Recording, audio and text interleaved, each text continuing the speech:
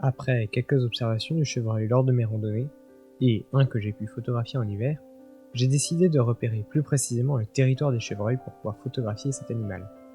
J'ai donc repéré plusieurs zones de présence, notamment grâce à des traces laissées sur les arbres. Je me suis aussi longuement renseigné sur les habitudes et les comportements de cet animal pour pouvoir le gêner le moins possible et me préparer au mieux. J'ai donc toutes les cartes en main pour pouvoir photographier l'animal.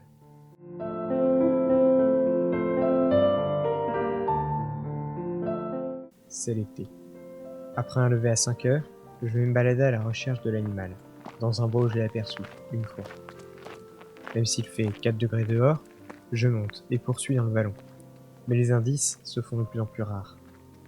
Je déduis donc qu'il n'y a aucun chevreuil, même cervidé, voire mammifère dans le vallon, et je me résous à faire un peu de proxy et de macro.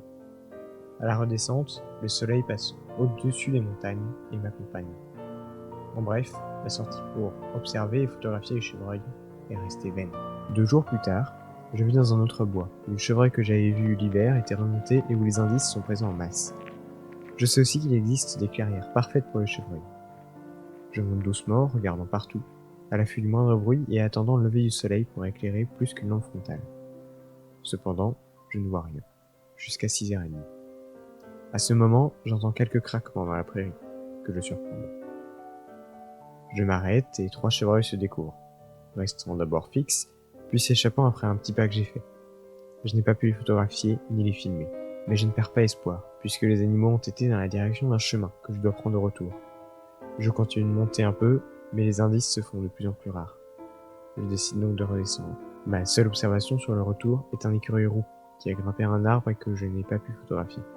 Cette sortie était donc plus fructueuse et je sais désormais où aller pour faire un petit affût, observer et photographier l'animal. L'hiver arrive. Je retourne en montagne avec le même objectif en tête. Cette fois-ci, je pose mes 2 pièges photo, mais après 4 jours, il y a assez peu de prises, seulement des renards et un seul chevreuil, dans le secteur où je les ai pourtant vus l'été.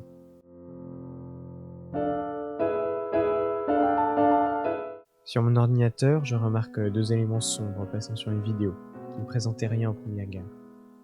Après l'avoir rééclairci, je m'oriente vers la piste d'un gros canidé, potentiellement un loup. 4 jours passent et je pars pour un affût, pas très matinal étant donné que les rares passages n'étaient pas tôt. J'en profite pour récupérer le piège photo que j'avais laissé, et il y a très peu de passages, juste un chien. Je ne sais pas vraiment ce qu'il fait là, peut-être celui de randonneur, passé à quelques dizaines de mètres. Je fais donc mon affût, peu de passages. Juste un écureuil, ce que je pense être un renard qui est passé à quelques dizaines de mètres derrière moi, et aussi ce qui me semblait être un chamois sur la montagne d'en face. Les conditions de luminosité et la fugacité de leur passage rendaient l'appréciation de leur pelage, de leur taille et donc de leur espèce compliquée. En tout cas, je n'ai pas filmé d'animaux pendant cet affût, mais j'ai décidé de poser mon second piège que j'avais emporté avec moi à un endroit en contrebas avec pas mal de traces. 4 jours plus tard, je pars le récupérer et m'aperçois que 2 renards sont passés. Quelques jours et une chute de quelques centimètres de neige plus tard, je décide d'aller faire un affût pendant l'après-midi où les animaux semblaient plus actifs sur cette zone.